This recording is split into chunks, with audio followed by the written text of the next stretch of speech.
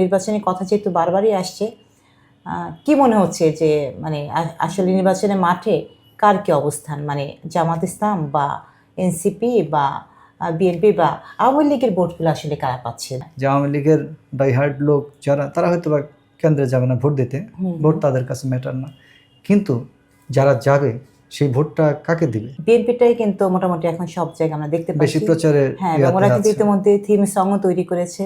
তো পাশাপাশি কেমন হলো? ধানের শেষে দেব ভোট, এই জাতীয় একটা থিম সং তারা তৈরি করেছে। মোটামুটি তারা খুব জোরে সোরে প্রচারণা নেমে গেছে। যাই হোক, তারেক রহমান দেশে ফেরার পরে একটা পরিস্থিতি কিছুটা বদলে গেছে আর কি।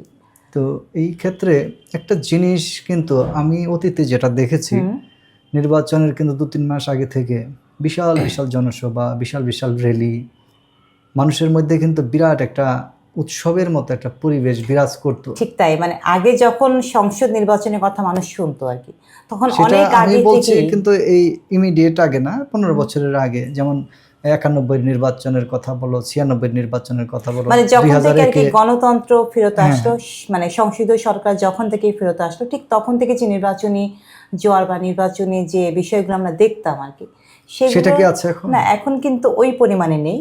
মানে মানে দেখতে পাবেন ওই আনন্দটা মানুষের ভিতরে নেই, কিন্তু স্বস্তিটা দেখতে পাচ্ছি না। আমি যেটা দেখি যে এখনো মানুষের মধ্যে তফসিল ঘোষণা হয়ে গেছে, প্রতীক বন্টন হয়ে গেছে, তারপরেও মানুষের মধ্যে নির্বাচন হবে তো এরকম একটা শঙ্কা কাজ করছে। হ্যাঁ, এটা কেন হচ্ছে, তুমি কি মনে করো এটা? মানে আরেকটি যদি একটু বিশ্লেষণ করে বলি, সেটা হচ্ছে যে ভোটের মাঠে কিন্তু একটি প্রধান রাজনৈতিক দল আওয়ামী লীগ কিন্তু নেই, নেই বলে বলতে তারা নেই। তো পাশাপাশি 3টি দল বিশেষ করে সক্রিয় হয়েছে, বিএনপি, জামাত ইসলাম এবং এনসিপি। পাশাপাশি অনেক ইসলামিক দলগুলো কিন্তু এই মুহূর্তে মাঠে অবস্থান করছে। তো এই কারণে মানুষের ভিতরে কিন্তু একটা শঙ্কা কাজ করছে। আর মানে আদৌ কি আসলে নির্বাচন হবে কি হবে না, আসলে সব কিছু ইশতেহার ঘোষণার পরে কিন্তু আসলে কোনো প্রশ্ন থাকে না। তারপরেও কিন্তু আমরা দেখতে পাচ্ছি মাঠে মানুষের সরজমিনে যেটা দেখা যায়, অনেক মানুষ বলে যে হ্যাঁ ভোট হবে, আবার অনেকে বলে হবে না। মানে একটা কমতি আছে, কেমন যেন মনে হচ্ছে যে এটা কোনো মানে সেই আনন্দ মুখর যে পরিবেশ, ঈদের মতো যে একটা পরিবেশ, সেটা নাই। আপনি কি মনে করতে পারেন যে আগে যখন আমরা এই এরকম নির্বাচনের ঘোষণা হতো বা নির্বাচনের সময়টি ঘনিয়ে আসতো, তখন এর প্রচারণা কিন্তু একটু অন্যরকম ছিল? মানে মানুষ কিন্তু ভোট দেওয়ার জন্যই জিজ্ঞাসা করতাম যে তুমি কোথায় যাবা, এই ভোট দিতে বাড়ি যাবো। এই যে ভোটে যাওয়াটা, এই নতুন যে সরকার, ইন্টারিম সরকার, ছাত্র জনতার আন্দোলনের পর যে সরকারটা হলো, নতুন সময় আনার যে সরকারটা হলো, এই নতুন সময়ের প্রধান দায়িত্ব ছিল বিভিন্ন খাতের যে সংস্কার, সেটা করে তাদের 100 কাজের একটা কাজ হচ্ছে এই নির্বাচন। কিন্তু তারা প্রথম 3 মাস 4 মাস কিন্তু সেই সংস্কারের দিকেই ছিল। তারপরে আস্তে আস্তে কিভাবে যেন তারা সেই দিক থেকে তারা কিছুটা সরে গেছে, মানে যেটা মূল লক্ষ্য ছিল সেদিকে কিন্তু আমরা মানে অতটা ফোকাস আমরা দেখি। খেয়াল করবেন যে প্রথম দিকে প্রত্যেকটা উপদেষ্টার বক্তব্যে কিন্তু এটা ছিল যে আমরা কি নির্বাচন করতে এসেছি, নির্বাচন তো এর আগে 54 বছর অনেকবার হয়েছে, আমরা আসছি হচ্ছে সংস্কার করতে। ঠিক তাই, কিন্তু সেই সংস্কারটা না করে এখন তারা এই মানে নির্বাচন করার দিকে একটু মানে ঝুঁকিটা মনে হয়, মানে ঝোঁকটা বেশি। কেউ তো বলছে যে আসলে চাপে আছে, একটা নির্বাচন দিয়ে তারা এখান থেকে সরে যেতে যাচ্ছে। তো তাহলে এই যে 1000 প্রাণ গেল, 12,000 মানুষের অন্ধত্ব বরণ করলো, এই 5-7 হাজার মানুষ যে পঙ্গু হলো, তাদের যে একটা আত্মত্যাগ, সেটা তো তাহলে হলো না, মানে সেই বিচারটা কিন্তু হলো না। আর যে রক্তের বিনিময়ে দাঁড়িয়ে তারা এই যে সংস্কারের কথা বলেছে, তারা যে ক্ষমতায় অধিষ্ঠিত হলো যে বিষয়টি, সেটাকে আসলে প্রপার ওয়েতে সেই পর্যায়ে কি তারা এই যে আত্মবলিদানটা, একটা প্রাণের মূল্য কিন্তু কোনো কিছুই এটার সমান হতে পারে না, পারে না। তো সেখানে 1000-এরও বেশি মানুষ যে প্রাণ দিল, 12,000-এর মতো মানুষ অন্ধত্ব বরণ করলো, 5-7 হাজার মানুষ পঙ্গু, কিন্তু সেই সব ফ্যামিলি তারা তো আসলে সংস্কারই চেয়েছিল, নির্বাচন তো না।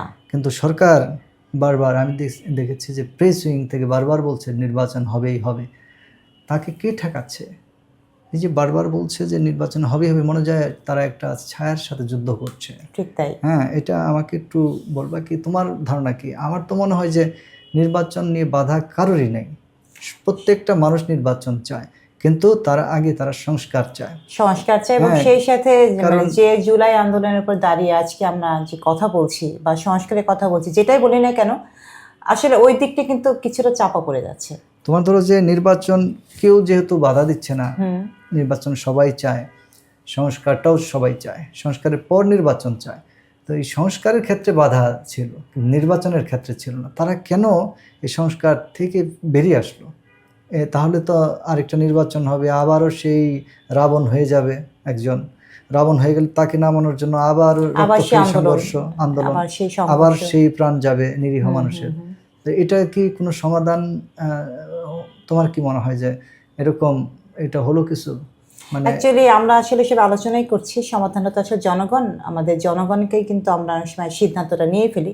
কিন্তু এখন যেটা মনে হচ্ছে, মানে নির্বাচনের কথা যেহেতু বারবারই আসছে, কি মনে হচ্ছে যে মানে আসলে নির্বাচনের মাঠে কার কি অবস্থান? মানে জামাত ইসলাম বা এনসিপি বা বিএনপি বা আওয়ামী লীগের ভোটগুলো আসলে কারা পাচ্ছে? যদি নির্বাচন আসলে ভালো প্রশ্ন বলছো যে সবাই কিন্তু এটা বলা বলি করছে যে আওয়ামী লীগের ডাইহার্ড লোক যারা, তারা হয়তো বা কেন্দ্রে যাবে না ভোট দিতে, ভোট তাদের কাছে ম্যাটার না, কিন্তু যারা যাবে সেই ভোটটা কাকে দিবে সেটাই তার প্রশ্ন। এবারে কিন্তু আরেকটি ভোটের সঙ্গে সংযুক্ত হয়েছে, সেটা হচ্ছে হ্যাঁ ভোট।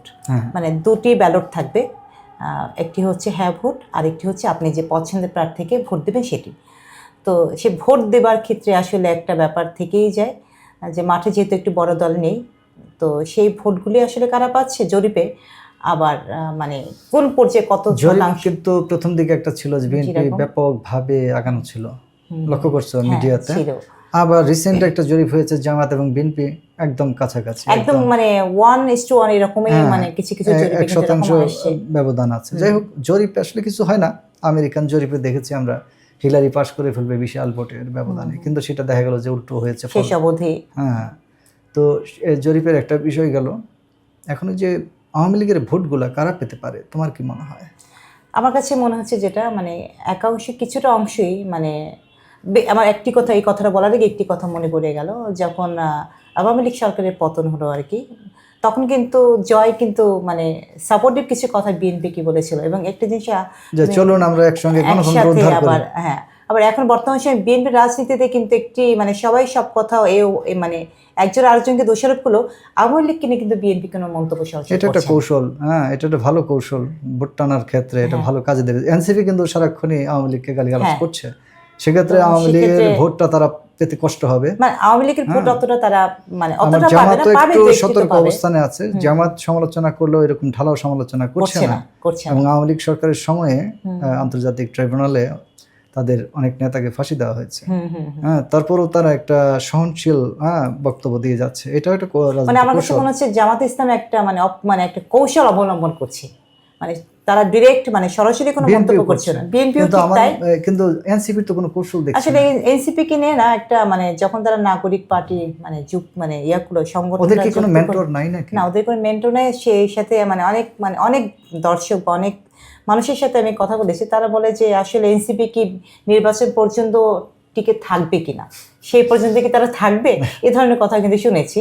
আবার সম্প্রতি ওদের এনসিপি না থাকার তো উপায় নেই, কারণ এনসিপি ছাত্র জনতাকে নিয়ে এই নতুন সময়টা এনেছে। না, তাদের কার্যক্রমে মানুষ এটা সংক্ষেপ প্রকাশ করে।